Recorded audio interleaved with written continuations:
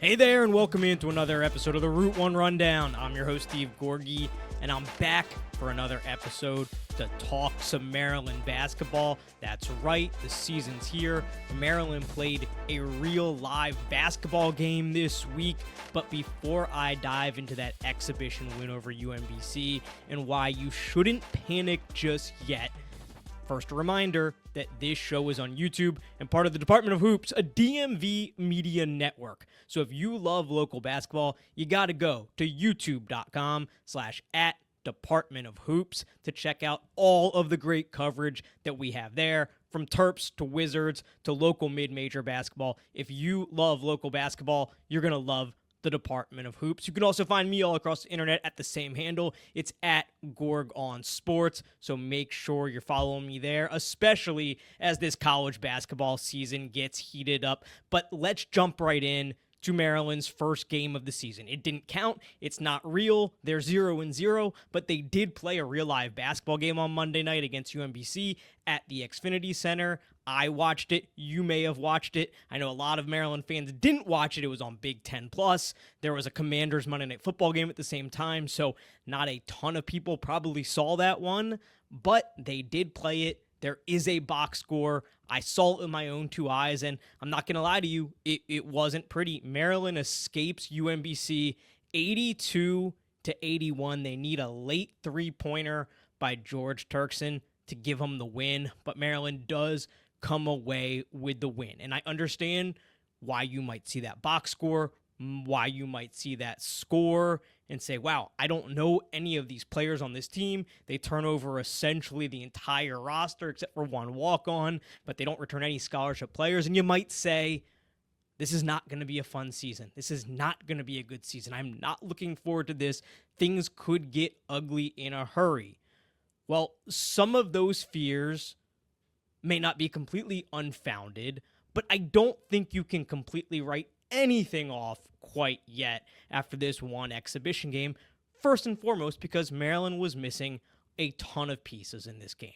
We know Rakees Passmore, the Kansas transfer, is going to be out for the season with a torn Achilles. We know that Solomon Washington, one of the best wing defenders in the country, the A&M transfer, suffered a sprained ankle about a week, 10 days ago, and he's going to miss some time. We knew those two guys wouldn't be available. But what we didn't know before this game started is that Miles Rice, the transfer from Indiana, Isaiah Watts, the transfer from Washington State, and Diggy Coit, the transfer from Kansas, were all going to be out for this game as well. And those are three guys that are going to be key pieces in this backcourt rotation. In fact, I would say they're going to be the main ball handler. Miles Rice, Diggy Coit, I think, are probably your starting point guard and your backup point guard, or however you want to slice it up. They are the guys that are going to be handling the ball a lot of the time. They are going to have the ball in their hands a ton this season. They didn't play in this game.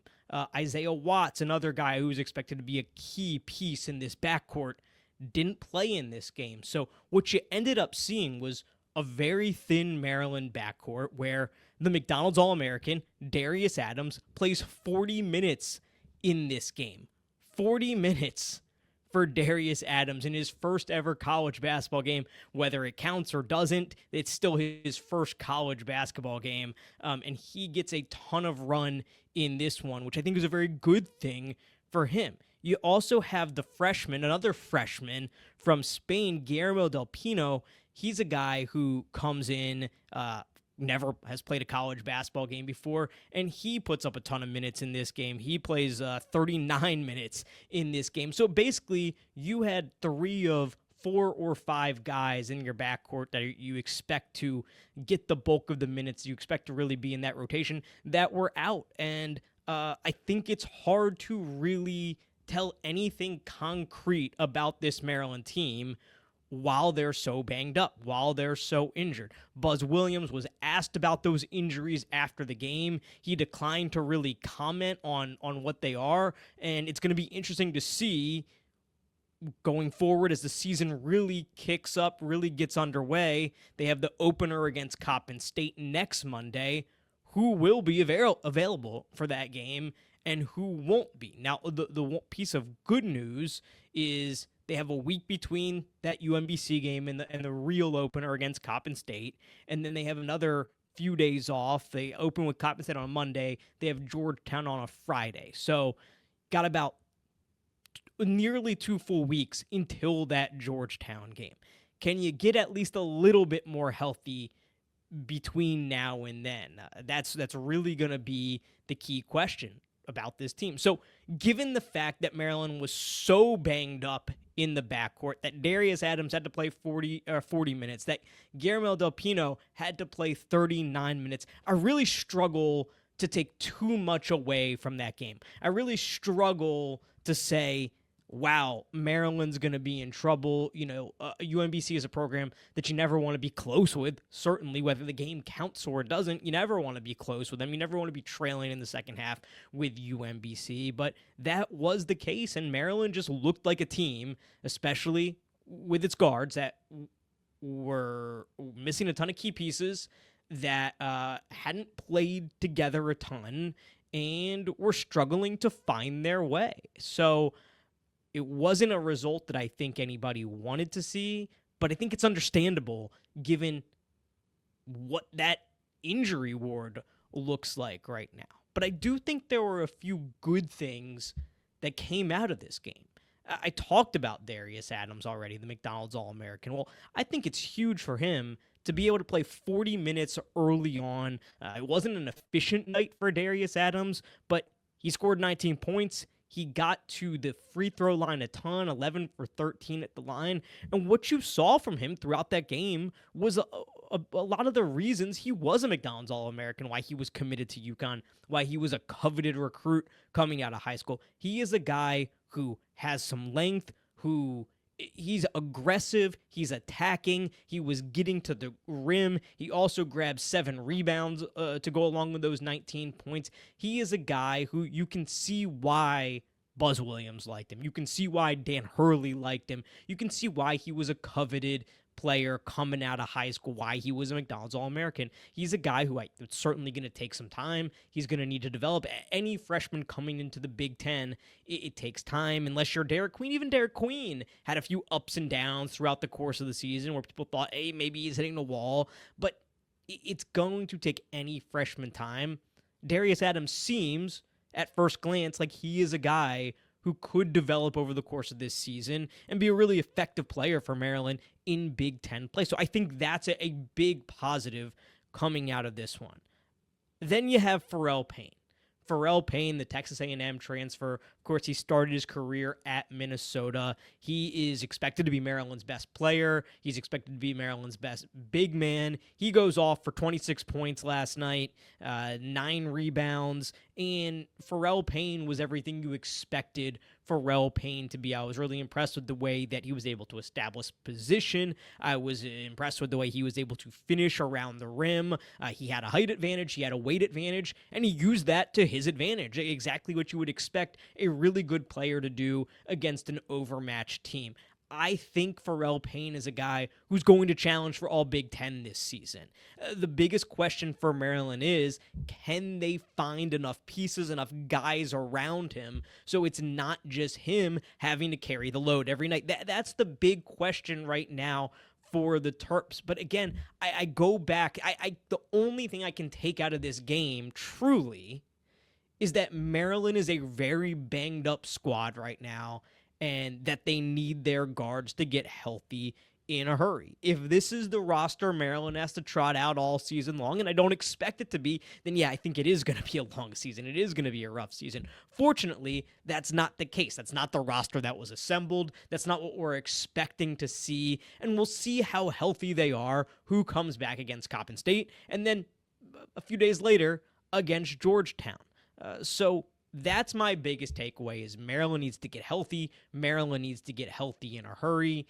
But I like what I saw from Pharrell Payne. I think he is as advertised. I expect him to challenge for a spot on one of the all Big Ten teams. It was nice to see those flashes from Darius Adams to allow him to get some experience playing in a college basketball game like that. And the same goes for Guillermo Del Pino as well, right? I mean, he's not a guy who was nearly as coveted. I don't think anybody expects him to be the impact player right away that we're expecting Darius Adams to be, although I did see some reports from Jeff Herman inside MD Sports not long ago that there was some buzz around Del Pino and what he can bring to the table. But it's nice for a guy like that to get some minutes.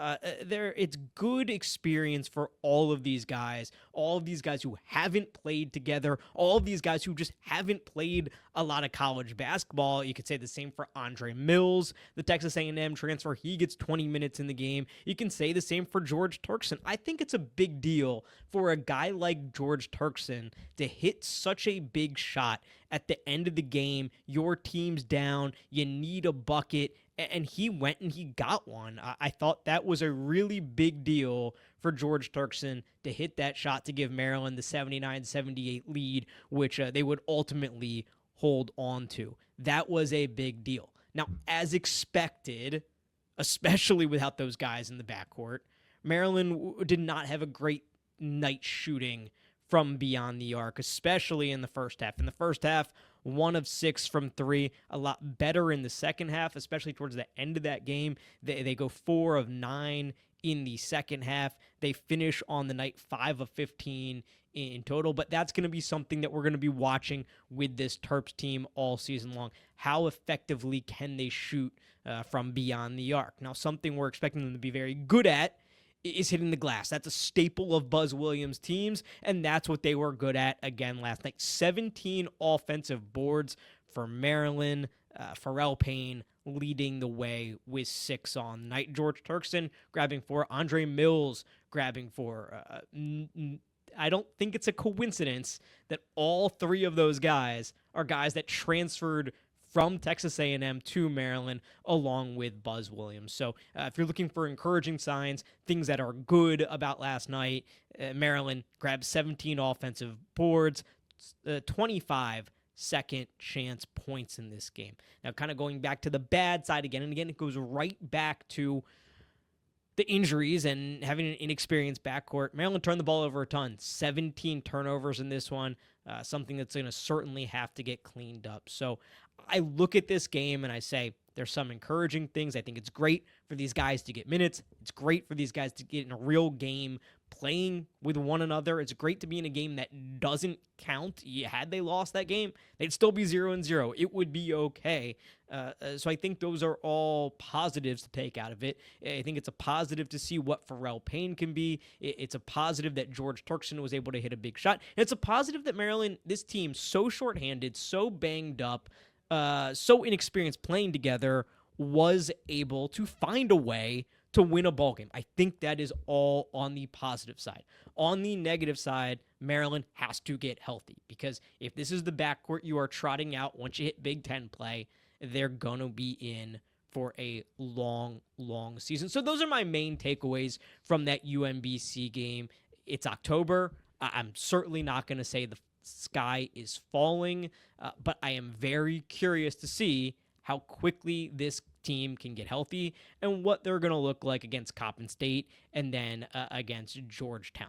Now, what I will say about this UMBC game and what I think Buzz Williams should be a little bit concerned with is the fact that I think first impressions do matter. I think first impressions matter for a coach when it comes to building a relationship with a fan base. And we're in the middle of college football season right now. If you've been following that at all, you know that this is going to be one of the craziest coaching cycles we have ever seen. You have all these teams that are firing coaches mid-season, with LSU firing Brian Kelly being the most recent example. And as I was thinking about this Maryland UMBC game, just the day after LSU fires Brian Kelly, I started thinking about first impressions and why they matter. And Brian Kelly very famously is not a guy